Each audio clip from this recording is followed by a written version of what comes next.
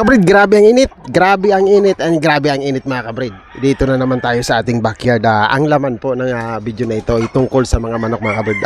Sitwasyon, backyard tips, backyard sharing at syempre update sa ating mga alagang manok. So makita nyo, napakainit kabrid. Napakainit. So tara, maglathala tayo. Pero bago ang lahat, welcome sa GPC Rooster Show. Welcome to the GPC Rooster Show, where the coffee's hot and the stories flow. Wake up, laugh up, let that sunshine grow.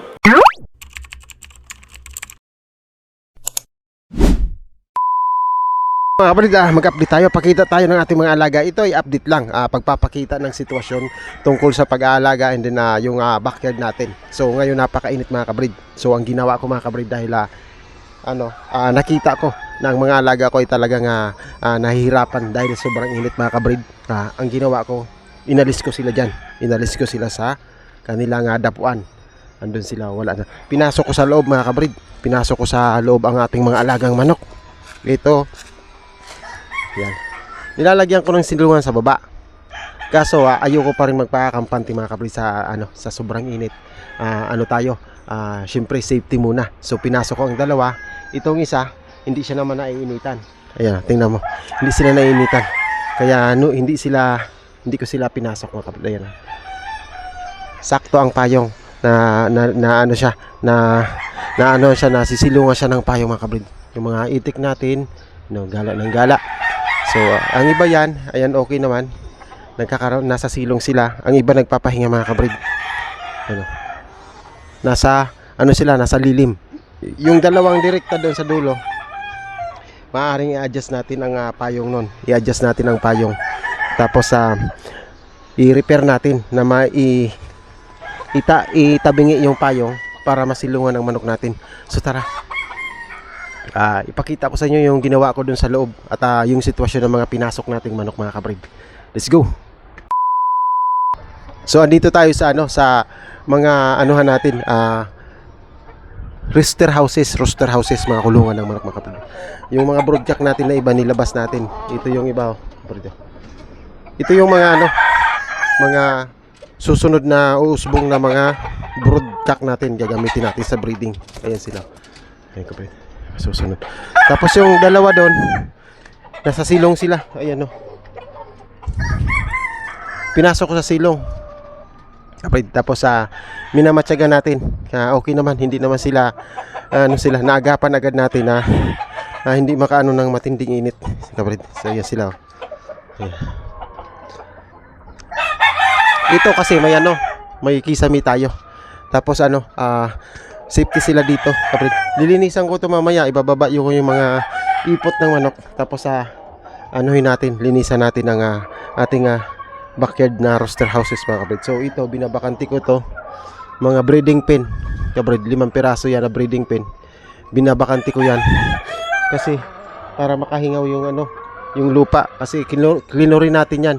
Klinorinize natin yung breeding pen na yan. Kasi at the moment, pag nakita tayo ng magandang tempo sa ating mga alaga, is magsimula ulit tayo breeding mga kabrid. So ayan yung ating mga inahin kabrid. Yung grace, ito kailangan magamit natin sa breeding to. Ang ganda ng grace na to. So ang inahin, kailangan maiksi yung maliit lang yung kanilang chicken house mga kabrid, para yung movement nila limitado. Dahil pag malawak-lawak ang chicken houses na yan, magalaw. Alam mo naman yung mga inahin, mga maarte. So kailangan medyo sila sa kanilang chicken houses. Ito yung mga grace natin kabrid. Pinapakita ko sa inyo yung nagiging sitwasyon natin pag grabe yung init sa lugar kabrid. Pinapakita ko kung paano tayo nagko-cope up or paano tayo gumagawa ng paraan para yung manok natin is nananatiling nasa maayos na kalagayan. So, ayan na sila. So, ang ibang inahin na nangingitlog is nilagay ko doon. Tapos ito naman yung mga manok natin na mga selected natin na manok na ilalagay natin sa switching. Tapos ito yung iba, yung mga 2 years old natin. Ayun 2 years old. Tapos yung 2 years old natin na isa na barinahan. Yan. Tapos yung broodcock natin, alam mo yung ginawa ko na tipi kabrid. Ginamit na natin. Ayan na sila, oh. Ayan. Ayan, oh. Tinatabihan ko lang sila kasi nga pinapa-matsyag-matsyag ko sila sa isa't isa. Pinapaano ko sila yung bang sinasabing dating. Pinapakilala ko yung mga manok natin para in case pa na nag-breed tayo, hindi na magkakaroon ng kung ano pa mga pagkailap or paninibago dahil ibibreeding natin sila. Kailangan mga kabreed, pinapakilala din natin ang ating mga alagang manok. So yan, dahil tatlo lang ang nagawa natin, ayan o. Tatlong broodcock ang nilabas natin, kabreed. Malapit na mag 5 years old yan. Tapos ang ating Milsims Black, kabreed. Yan. Naliligo siya. Sunbathing na sinasabi. So para yan sa kanyang maayos na balahibo. Yan. Nagsasunbathing siya. Tapos ito naman yung isa. Yung broodcock natin na si Bunso. Yan, 4 years old na rin yan. Malapit na mag 5 years old. So yan. Pinakamatangkad sa magkakapatid, kapatid. So ayan, ganun lang. Tapos nagpalit tayo dito, nag-adjust tayo, nagpalit tayo.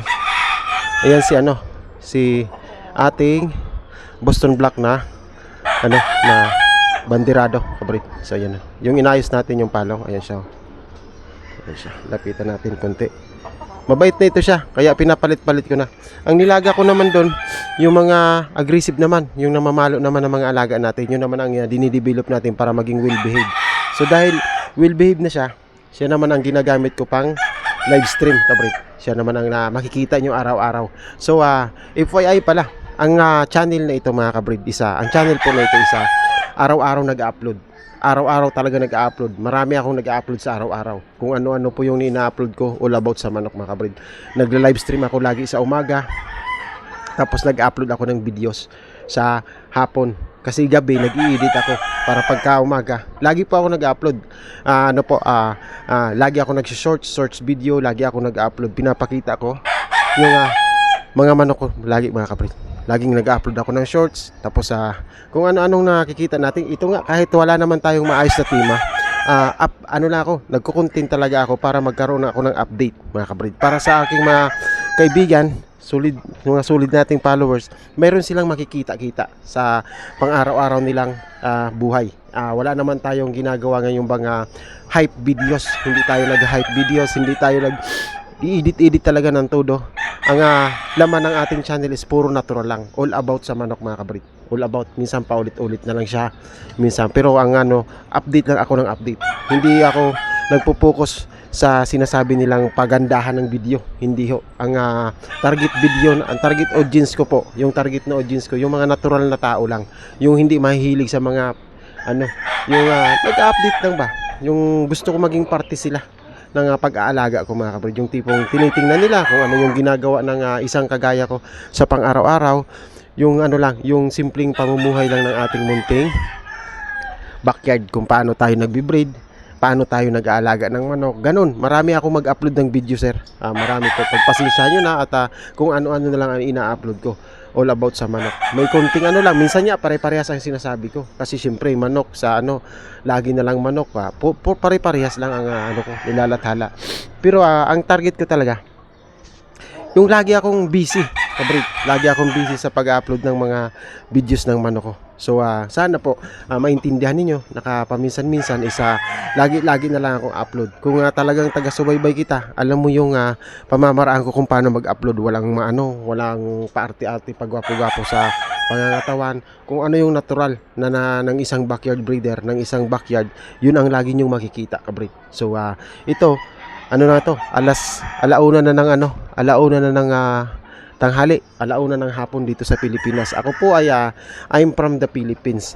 Breed roaster here in the Philippines, mga kabrid. May mga kaibigan tayong nagtatanong sa kung taga saan ako, saan ko ba inaalagaan ang manok ko.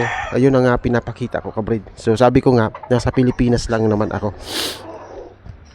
This is the way backyard breeding in the Philippines. We have 2 seasons, the rainy and the sunny. So for now, nasa tag-init tayo, kabrid. So dito mas atintibo dapat, kabrid. Atintibo.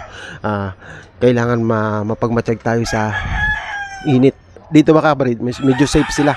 Kasi ito, napapaikutan tayo ng mga puno. Ayan, puno pino. Ito rin yung isa sa kagandahan ng ating backyard kasi hindi tayo masyadong direktang tinatamaan ng init kasi nasa bundok tayo, maraming puno.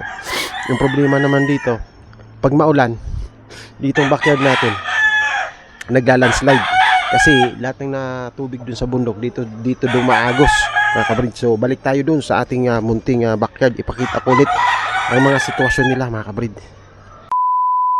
So yan mga kabrid, mamaya magpapa-snack tayo. Yan yung mga saging, puputol-putulin natin yan, tapos ibibigay natin sa kanila yung saging na hinog. Ayan, pinapa-snack natin sila. And then lagi lang tayong tumitingin, kagaya niyan, no? Titingnan natin kung naiinitan talaga, kung tipong yung init isa di nila makakayanan. Minsan kasi halos nagpapainit pa sila kagaya no, tingnan mo, nagpapainit pa siya nagpapainit pa siya, kabrid. Nagbibilad pa siya. So gustong gusto nila minsan ng init, wag naman yung sobra, kabrid. So ayan, yung iba nagsisilong. Yan, nakakatuwang pagmasdan ng mga ganitong klaseng alaga, kabrid. Yung tipong ikaw yung mismong nagdevelop sa kanila. Ayan. Ayan. Ayan siya, kabrid. Ayan. Kanya-kanya yan, tas ito naman yung inayos natin na cords tipi. Nilagyan natin ng singsing. Hindi na siya napupulupot, kabrid. Tapos maayos na siyang gumalaw. Ayan. Tapos dinagdagan na rin ng tibay natin yan, kabrid. Pinagdagan na rin yung tibay natin. Yan. Ang kagandahan sa ganitong nakakaranas sila ng init, mas nagiging sila, yung parang yung taba-taba nila natutunaw-tunaw ba, nagiging mas healthy sila. Dito mo makikita nagiging mas pulang-pula sila, mas nagiging maayos yung paggalaw nila pag talagang kompleto. Ang laking bagay ng init sa ating mga manukan. Wag lang sobra, lahat ng sobra hindi maganda. So yung itik natin, yung itik natin, ganito lang, kabrid. Ang konti kong pinapakita, in-explain ko sa video na ito yung sitwasyon lang, natural na sitwasyon. Gumagamit tayo ng AI tools para mapaigi, pero hindi natin binabago na tayo ang pinaka-tema ng video na yon. Gumagamit tayo ng AI para mag-enhance ng ating mukha. Kasi yung mukha ko mukhang mukhang hindi kaaya-aya, kabrid, kaya kailangan paayusin ko yung gumamit tayo ng AI. So maraming salamat sa patuloy na sumasabay sa ating munting paglalathala. Ito patuloy lang, mga kabrid, paglalathalang natural, sipagan lang sa paggawa ng video, and then huwag tayong gagawa ng hindi maganda sa kapwa, mga kabrid. Tuloy-tuloy lang tayo. Ito lang ako, GPC Rostercios, patuloy na maglalathala. Maraming salamat, sipagan na natin, araw-araw upload. God bless po sa inyong lahat, mga kabrid. Live and breathe with peace in your eyes. GPC's here for the